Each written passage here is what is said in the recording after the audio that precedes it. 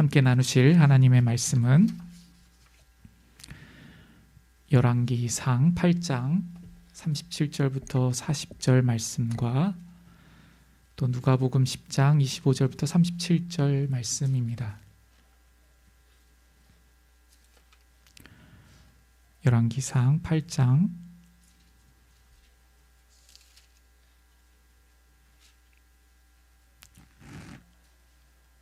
37절부터 40절 말씀.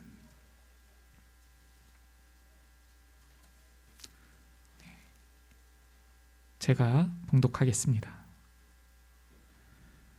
만일 이 땅에 기근이나 전염병이 있거나 곡식이 시들거나 깐부기가 나거나 메뚜기나 황충이 나거나 적국이 와서 성읍을 에워싸거나 무슨 재앙이나 무슨 질병이 있든지 막론하고 한 사람이나 혹 주의 온 백성 이스라엘이 다 각각 자기의 마음의 재앙을 깨닫고 이 성전을 향하여 손을 펴고 무슨 기도나 무슨 간구를 하거든 주는 계신 곳 하늘에서 들으시고 사하시며 각 사람의 마음을 아시오니 그들의 모든 행위대로 행하사 갚으시옵소서. 주만 홀로 사람의 마음을 다 아심이니이다. 그리하시면 그들이 주께서 우리 조상들에게 주신 땅에서 사는 동안에 항상 주를 경외하리이다. 아멘. 또 한 군데 더 있는데요. 누가복음입니다. 누가복음 10장 25절부터 37절 말씀입니다. 제가 봉독하겠습니다. 어떤 율법 교사가 일어나 예수를 시험하여 이르되 선생님, 내가 무엇을 하여야 영생을 얻으리이까? 예수께서 이르시되 율법에 무엇이라 기록되었으며 내가 어떻게 읽느냐? 대답하여 이르되 내 마음을 다하며 목숨을 다하며 힘을 다하며 뜻을 다하여 주 너의 하나님을 사랑하고 또한 내 이웃을 내 자신같이 사랑하라 하였나이다. 예수께서 이르시되 내 대답이 옳도다.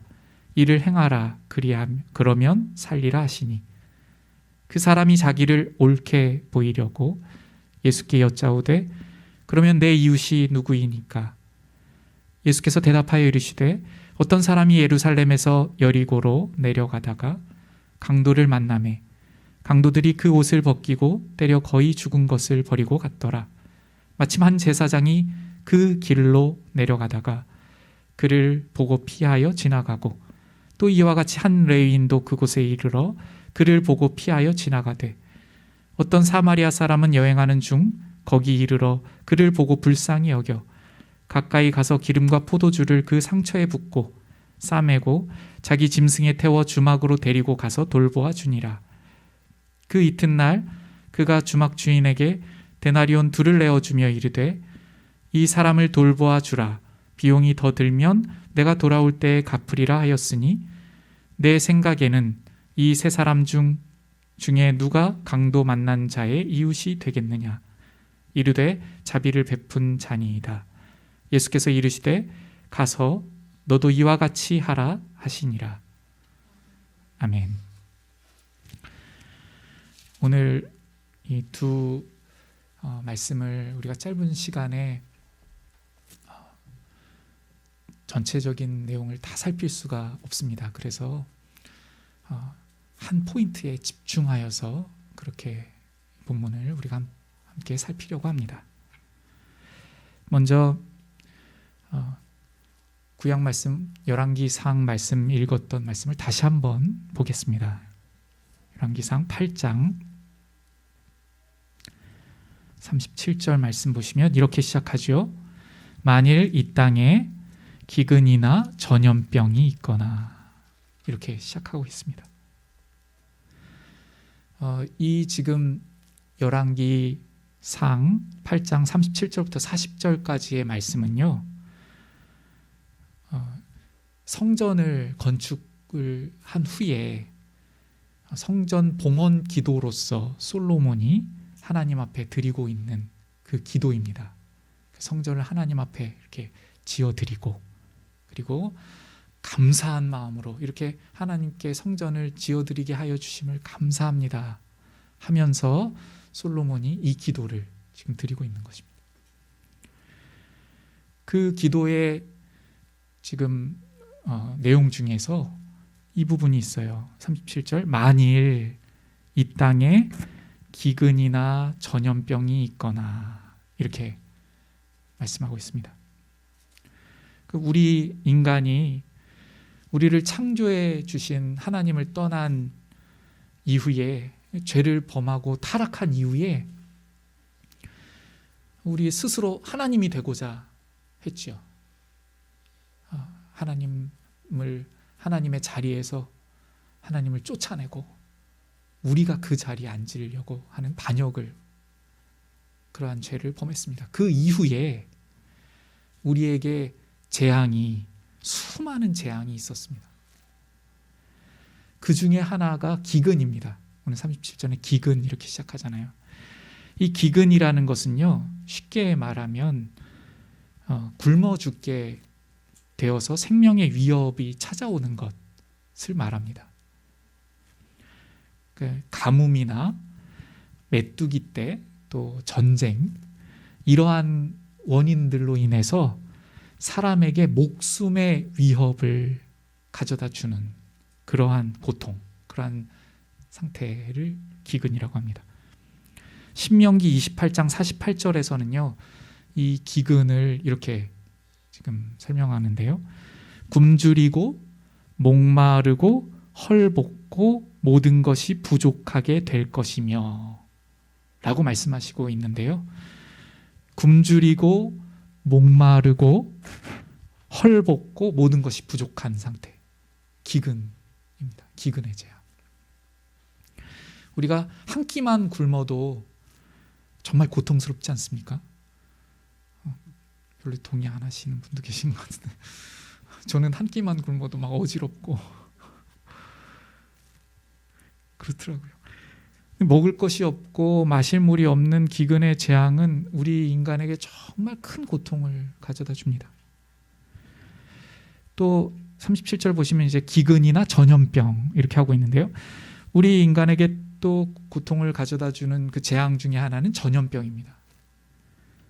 기근과 같이 우리의 목숨을 위협하고 빼앗아 갑니다. 아마 들어보셨을 것 같은데요. 여러분, 흑사병 들어보셨죠? 14세기 때 그 유럽의 인구에 적게 보는 사람들은 7,500만이 이 흑사병으로 죽었다고 그렇게 주장을 합니다. 적게 볼 때요. 그런데 이때에 당시의 전 세계 인구가 4억 5천 명이라고 합니다. 이 14세기 때. 그런데 이 전염병이 있은 후에 15세기 때 몇 명이 됐냐면 전 세계 인구가 3억 5천이 되었대요. 1억이 준 거죠. 한 세기 동안. 전염병은 참 이렇게 우리에게 고통을 주는, 우리의 목숨을 위협하는 그러한 재앙입니다. 시편 91편을 쓴 저자는요, 이 전염병에 대한 두려움을 가지고 있었음을 우리가 볼 수가 있는데요. 시편 91편 3절을 보시면 이렇게 기록하고 있습니다. 심한 전염병에서 건지실 것이미로다. 이렇게. 이 전염병의 이 고통과 이 공포와 이런 것이 얼마나 이 시편 기자도 느끼고 있으면, 하나님, 저의 반석 되신 하나님께서 심한 전염병에서 저를 구원하실 것이미로다라고 말씀하여 주신 하나님이십니다. 이렇게 고백하고 있는 거예요, 주님. 그리고 6절을 보시면 어두울 때 퍼지는 전염병과, 여기서 어둡다는 것은 아주 은밀하게 우리가 통제할 수 없는 그런 상황에서 퍼진다는 그러한 의미로 지금 이렇게 기록하고 있습니다. 우리에게 이렇게 두려움을 주고 생명을 빼앗아가는 재앙이 있을 때 우리가 어떻게 해야 할지를 오늘 이 솔로몬의 성전 봉헌 기도에서 우리에게 알려주시고 말씀하여 주시고 있습니다. 그것이 38절입니다. 38절 보시면 이렇게 말씀하고 있어요. 한 사람이나 혹 주의 온 백성 이스라엘이 다 각기 자기의 마음의 재앙을 깨닫고, 그러니까 무슨 말씀이냐면 기근이나 전염병으로 생명의 위협이 이렇게 오는 이러한 재앙 속에서 우리가 깨달아야 할 것이 있는데, 그것이 바로 우리 각각의 마음의 재앙을 깨달아야 한다는 것입니다. 다시 말해서 우리에게 생명의 위협을 주는 기근이나 전염병과 같은 재앙들을 겪으면서요, 우리가 깨달아야 하는 것은 이 기근이라는 게 이렇게 무섭구나, 이 전염병이라는 게 이렇구나, 또 이렇게 대처해야 되는구나, 이러한 것도 우리가 느끼고 배워야 되겠지만, 이것이 큰 문제가 아니라 우리 마음에 그것보다 더 두렵고, 우리 마음에 그것보다 더 큰 재앙이 있음을, 그것을 반드시 깨닫고 알아야 한다는 것입니다. 이 마음의 재앙은요, 우리의 육신의 고통을 주는 정도가 아니죠. 우리의 육신의 생명을 빼앗아 가는 그 정도가 아닙니다. 이 마음의 재앙은 우리의 영혼이 영원한 사망에 이르도록 하는 재앙입니다. 영원한 불못, 곧 지옥에서 영원토록 심판을 받게 되는 재앙입니다. 요한계시록 20장 12절부터 15절을 보시면 이렇게 기록하고 있습니다. 또 내가 보니 죽은 자들이나 큰 자나 작은 자나 그 보좌 앞에 서 있는데 책들이 펴 있고 또 다른 책이 펴졌으니 곧 생명책이라. 죽은 자들이 자기 행위를 따라 책들에 기록된 대로 심판을 받으니. 최종적으로 심판의 날을 지금 그렇게 말씀하시는데요. 13절 보시면 바다 가운데에서 죽은 자들을 내주고 또 사망과 음부도 그 가운데서 죽은 자들을 내주매 각 사람이 자기의 행위대로 심판을 받고. 14절 보시면요, 사망과 음부도 불못에 던져지니 이것은 둘째 사망 곧 불못이라. 둘째 사망이 있는데 15절 보세요. 누구든지 생명책에 기록되지 못한 자는 불못에 던져지리라. 이렇게 말씀합니다. 그러니까 마음의 재앙이라는 것은요, 생명책에 기록되지 못한 그 상태입니다. 완전히 영원한 형벌에 이르게 하는 그 마음의 이 재앙을 말씀합니다. 그렇다면 이렇게 우리를 육신의 생명을 빼앗아가는 정도가 아니라 영원한 불못에 던져지게 하는 우리의 마음에 있는 이 재앙이 무엇입니까? 무엇이죠? 이것을 깨달아야 한다는 것인데요. 또 우리에게 재앙이 있을 때 그 재앙을 통하여서 우리 마음에 재앙이 있음을 깨달아야 한다. 이렇게 열왕기상의 본문이 우리에게 말씀하시고 계신 것인데요. 우리 마음에 있는 그 재앙이 무엇입니까? 이것은요, 우리 모두가, 그리고 바로 내가 구원받아야 하는 자라는 것을 잊어버리는 것입니다. 매 순간 구원자가 필요한 심판에 마땅한 자라는 것을 망각하는 것입니다. 그것을 깨닫지 못하고 모르는 것입니다. 그것이 무뎌지고 잊어버리고 구원자를 바라보지도 못할 뿐만 아니라 이 우리에게 주신 은혜를 마치 당연하게 여기는 그러한 마음의 상태. 이것이 바로 재앙 중의 재앙인 것입니다. 우리가 읽은 솔로몬의 이 기도는요, 예루살렘에 이 성전을 짓고 하나님께 기도를 올려드리며 그 깨달은 바를 주님 앞에 고백하고 있음을 통하여 하나님 앞에 올려드린 기도가 성경이 된 그러한 본문입니다. 이 깨달음의 핵심은 열왕기상 8장 46절에 나타나고 있는데요. 범죄하지 아니하는 사람이 없사오니. PPT에 준비했는데요. 범죄하지 아니하는 사람이 하나도 없사오니. 무슨 말씀이에요? 하나님 앞에 의로운 사람이 아무도 없다는 것이죠.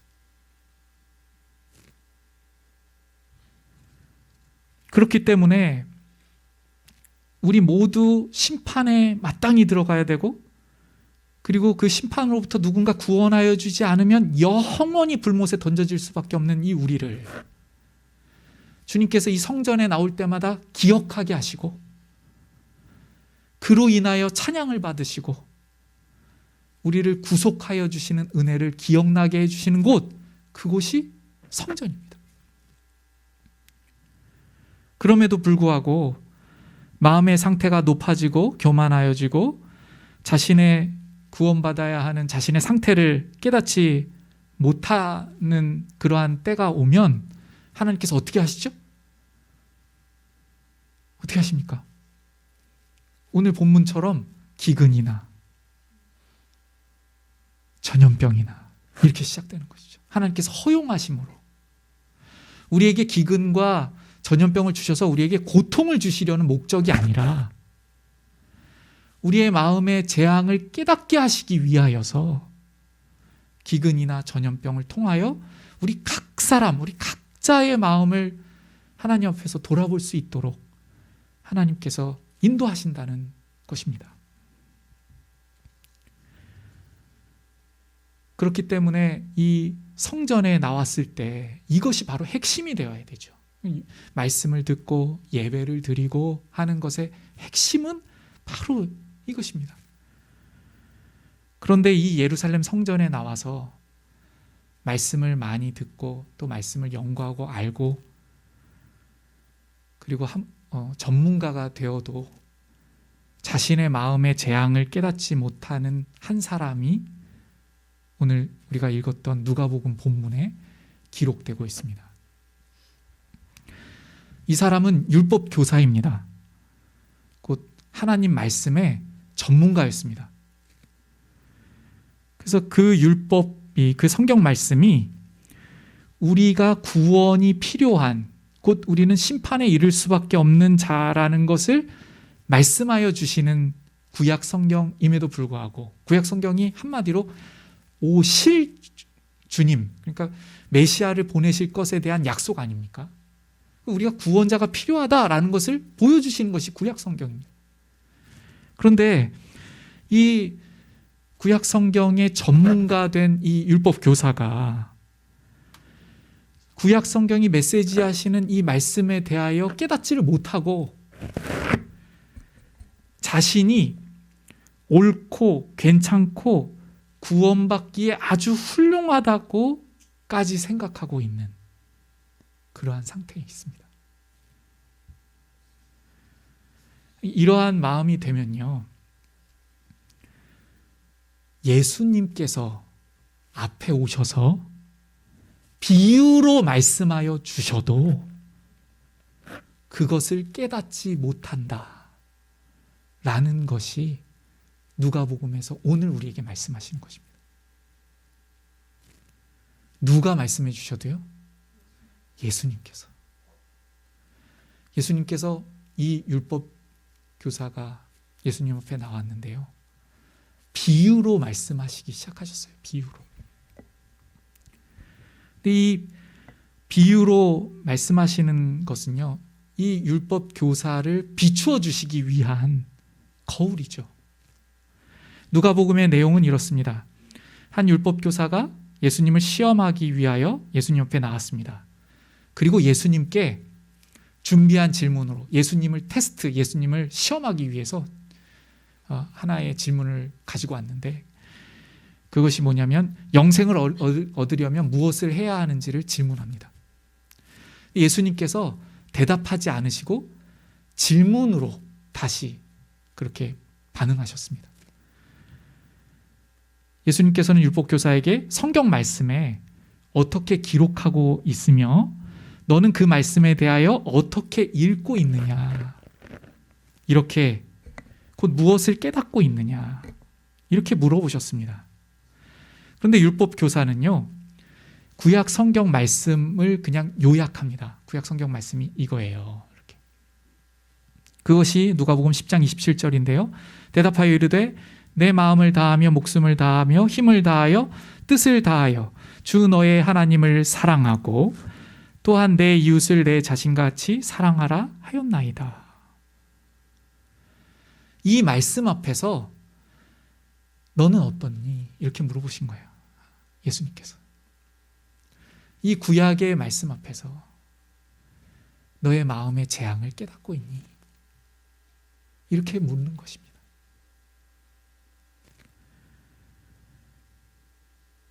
율법 교사는 자신의 상태, 자신의 마음이 이 말씀 앞에서 하나님을 목숨을 다해 사랑하고 의의 수준을 말씀하시는 거잖아요. 그리고 이웃을 자기 몸처럼 사랑하는 의의 수준을 말씀하시는 것입니다.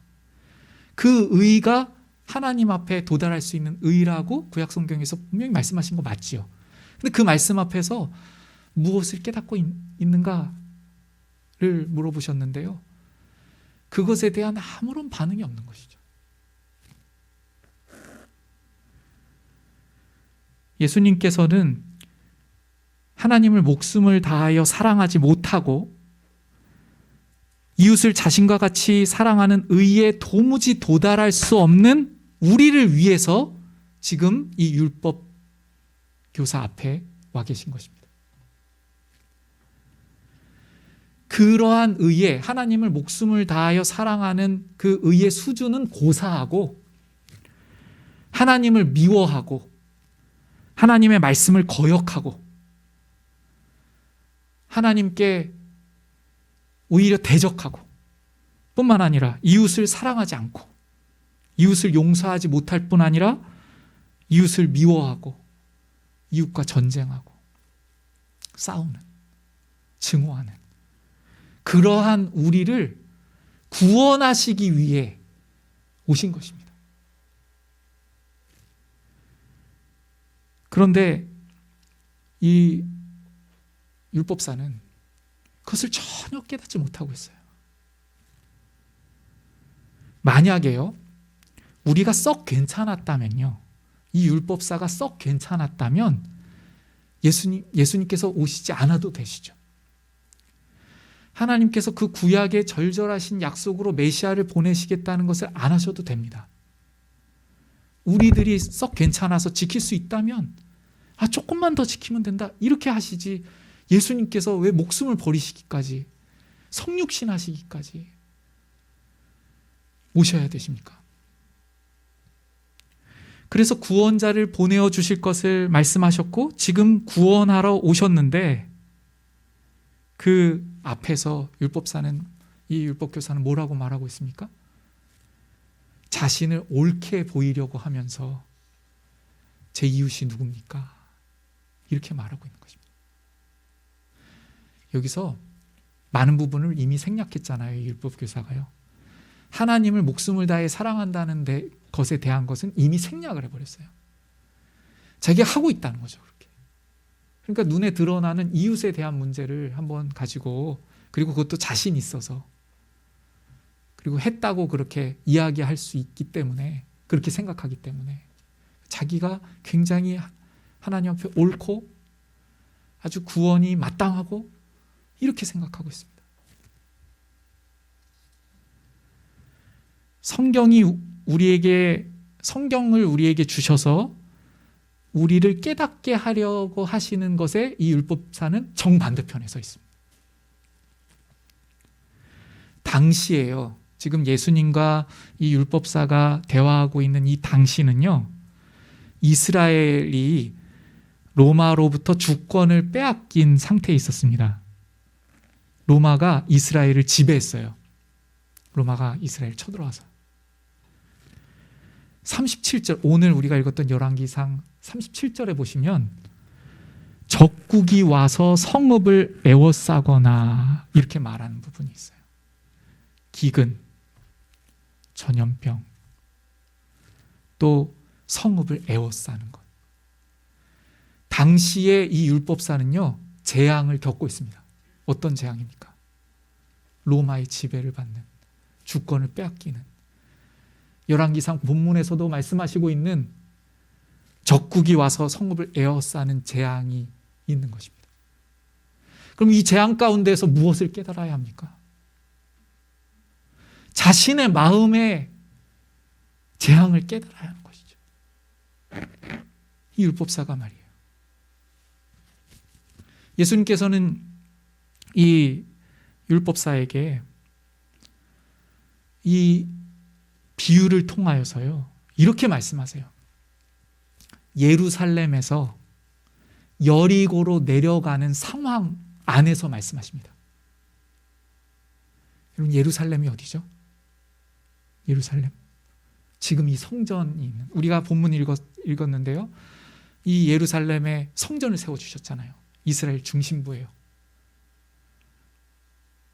가나안 땅에 들어온 지 400년 동안 정복하지 못했는데 다윗이 정복하고 언약궤에 옮겨와서 하나님께서 허락하여 주시고 솔로몬을 통하여 성전을 세워주셨습니다.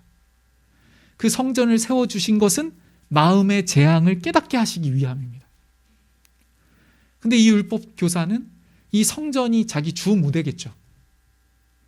거기서 거룩하게 옷을 입고 사람들에게 율법을 가르치고 어떨 땐 강하게 이야기하기도 하고 이렇게 하였을 것입니다.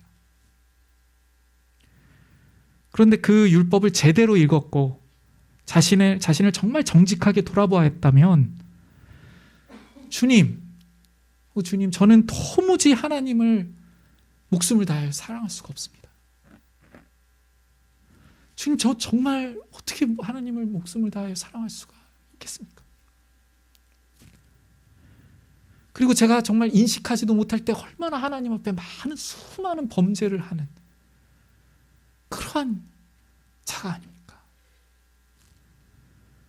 이렇게 자신의 마음의 재앙을 깨달았어야 됐는데 이 율법 교사는 자신을 옳게 여기고 있습니다. 하나님 앞에 옳고. 여기서 다시 이 비유의 상황을 제가 한번 설명드려 볼게요. 이 비유에서 이 율법사를 비춰주시기 위해서 예수님께서는 이 비유에 두 인물을 등장시킵니다. 그 인물이 누구냐면 제사장과 레위인입니다. 제사장을 생각해 볼까요? 이 예루살렘에서 이 성전이 세워지고 이 봉헌기도 이후에 이 예루살렘은 신앙의 중심지가 되었고 하나님 앞에 나와 예배드리고 하는 이 중심이 되었습니다. 거기서 이 제사장이 어떻게 했을까요? 거룩한 모습으로 옷도 이렇게 거룩한 옷을 입고 그리고 제사를 집례하면서 그렇게 했습니다. 그렇다면 그 제사를 드리는 집례를 통하여 더 무엇을 먼저 자신이 깨달아야 되죠? 자신이 바로 이 성전을 세워주시고 이 예루살렘에 하나님께서 은혜를 주신 주님, 제가 지금 이스라엘 백성들의 이 제사를 제가 집례를 하고 대신하고 있지만 이렇게 하고 있지만 제가 가장 먼저 주님 앞에 이 마음의 재앙을 깨닫고 구원자가 필요한 저입니다. 이렇게 나아가야 되는 사람 아닙니까? 근데 그 제사장과 레위인을 이 비유 속에서 등장시키시는데 예루살렘에서 여리고로 내려가는 중입니다. 방금 예배를 마쳤을까요? 레위인은 이 제사를 돕는, 찬양하고 함께 돕는 그러한 백성입니다. 예배를 마치고 지금 여리고로 내려가는 중일까요? 예루살렘은 우리가 예전에 살펴본 것처럼 아주 지대가 높은 곳이고 여리고는 낮은 곳입니다. 이렇게 그곳으로 내려가는 길. 그곳에서 그들은 30절에 보시면 강도를 만난 사람을 보게 되는데 이 강도 만난 사람은 거의 죽게 되었다고 말씀하시고 있습니다. 제사장과 레위인은 거의 죽게 된 사람을 보고도 불쌍히 여기지도 않는 냉혈한입니다. 그 제사장과 레위인은 그 죽어가는 사람을 피하여 지나갔습니다. 아무런 양심의 가책이 없이 보고 피하여 지나갔습니다. 예수님께서는 이 비유를 통하여서 바로 이 제사장과 레위인처럼 율법 교사의 모습이 이렇다는 것을 보여주시기 위하여 이 비유를 말씀하시는 것입니다. 그런데 지금 우리가 이 본문을, 누가복음 본문을 알듯이 이런 반응이 없습니다. 아, 주님, 저는 종교인이었습니다. 저는 신학자였습니다. 그냥 말 그대로 신학 연구하는, 율법의 전문가잖아요. 요즘 말로 하면 신학자죠. 그런데 하나님으로부터 제가 멀리 떨어져 있어서 강도 만난 자를 보고 지나가는 이 제사장들처럼, 레위인처럼 그렇게 살았습니다. 이러한 마음의 재앙을 깨달아야 하는 것 아니겠습니까? 그런데 이 비유가 끝나고도요, 예수님께서 사마리아 사람이 이 강도 만난 자를 도우셨다고 했는데, 그 평소에 미워하던 사마리아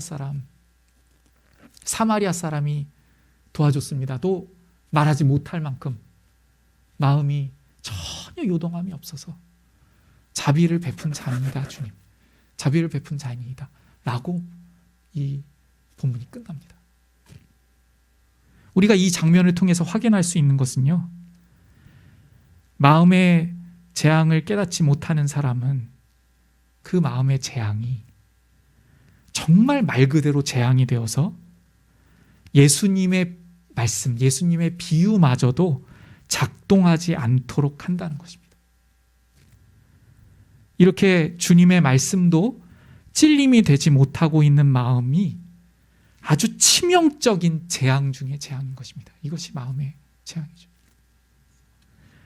우리는 오늘 이 시대를 살면서요, 전염병으로 많은 생각을 하게 되고 또 고통을 받고 있는 그런 시대 중에 살고 있습니다. 혹시 우리가 올바르게 살아왔기 때문에 나는 이 전염병과 전혀 무관하고 그저 피해만 입지 않으면 된다, 이렇게 생각하는 그러한 무의식이 우리 안에 혹시 있지는 않습니까? 우리가 말씀을 보고 예배를 드리고 또 주님의 이 성전에 나와서 주님께서 우리에게 말씀하여 주신 이 메시지를 들을 때에 마치 율법 교사와 같이 그러한 마음으로 있다면 우리는 그 예수님께서 죽으신 십자가 앞에서도 저 때문에 돌아가실 필요는 없었다고 주장하는 것과 같습니다. 예루살렘에 세워주셨던 이 성전은요, 그 성전이 제 의미를 다하지 못할 때 파괴됩니다. 무슨 말이냐면, 이스라엘 백성들이 이 성전에 와서 자신의 마음의 재앙을 깨달아야 됐는데 오히려 이 성전 때문에 높아졌어요. 이 성전이 있으니까 우리는 괜찮을 거야, 우리는 다 구원받고 우리는 다 괜찮아, 이렇게 생각한 것입니다. 그럴 때 주님께서는 이 성전이 파괴되는 것을 보여주세요. 이 성전이 파괴되는 것처럼 우리에게 아주 명백하게 우리의 마음의 재앙을 깨닫도록 하여 주신 것이 무엇입니까? 예수님께서, 그 성자 하나님께서 십자가에 죽으시는 것이죠. 성전된 자기 육체를, 그 주님의 몸, 주님의 그 거룩하신 몸이 죽어질 수밖에 없는, 십자가를 지실 수밖에 없음을 통하여 우리에게 보여주시고자 하시는 것이 무엇입니까? 우리의 마음의 재앙을 구원하시기 위하여 이렇게 주님께서 죽으실 수밖에 없는 것을 우리에게 보여주시는 것입니다.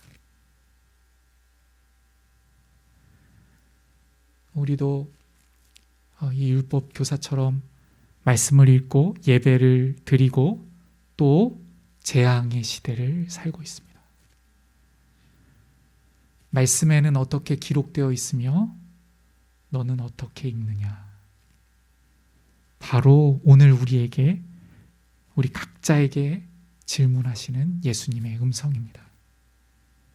우리 모두가 이 예배와 또 말씀을 대하시는 순간들을 통하여 마음의 재앙을 깊이 깨닫고 주님 앞에 정말 구원자를 찾고 그 십자가를 붙들며 나아갈 수 있는, 매 순간 주님 저를 매 순간 구원하여 주시지 않으시면 저는 도무지 살아갈 수 없음을 주님 앞에 간절히 고백드리실 수 있는 우리 십자가 생명교회 모든 성도님 되시기를 말씀으로 부탁드립니다. 우리 이 말씀을 기억하시면서 한번 찬양으로 주님 앞에 고백드리고 기도로 나아갔으면 좋겠습니다.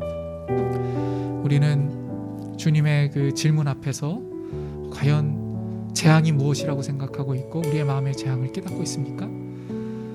정말 주님, 우리의 마음을 고쳐주시옵소서, 우리의 심령을 고쳐주시옵소서, 이렇게 주님 앞에 고백드리며 나아갔으면 좋겠습니다. 아버지여 고쳐주시옵소서.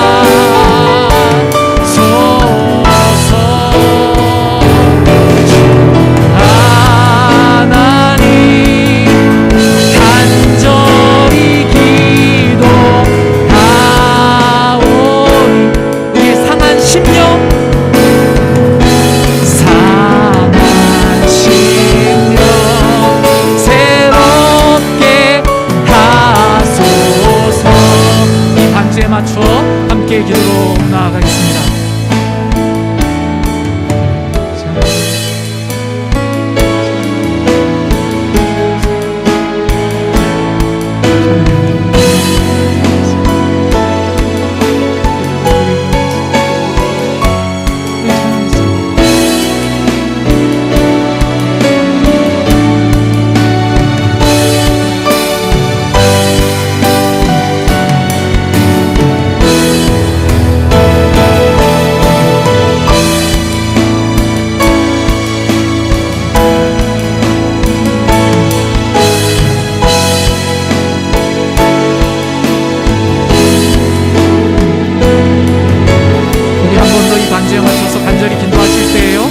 우리의 마음이 무뎌져 있고 너무나 돈에 멀어져 있고 우리의 마음의 재앙을 깨닫지 못하고 있다면 주님 저를 불쌍히 여겨주시옵시고 강력하신 주님의 말씀으로 우리의 패부를 주님께서 우리의 패부를 드러나게 하여 주시고 인도하여 주시고 주님 앞에 참으로 낮은 겸손한 심령으로 나아갈 수 있는 우리가 될 수 있도록 인도하여 주옵소서.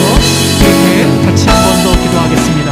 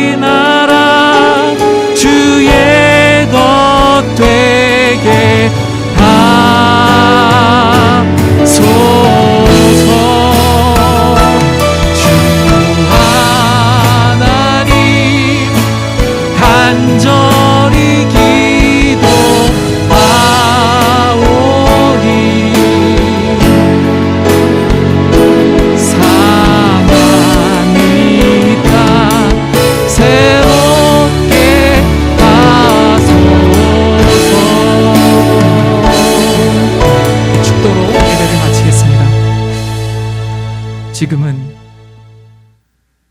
우리 주 예수 그리스도의 은혜와 아버지 하나님의 아들을 내어주시기까지 우리를 사랑하신 극진하신 사랑하심과 성령 하나님의 우리 안에 내주하심을 통하여 우리의 마음의 재앙을 깨닫게 하여 주시는 역사하심이 주신 말씀 붙들고 이 재앙의 때를 통하여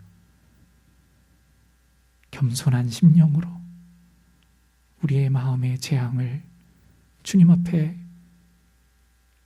겸손히 올려드릴 수 있는 우리가 되기를 소원하는 십자가 생명교회 모든 성도님 머리머리 위에 이제로부터 영원까지 항상 함께 계시옵기를 축원드리옵나이다.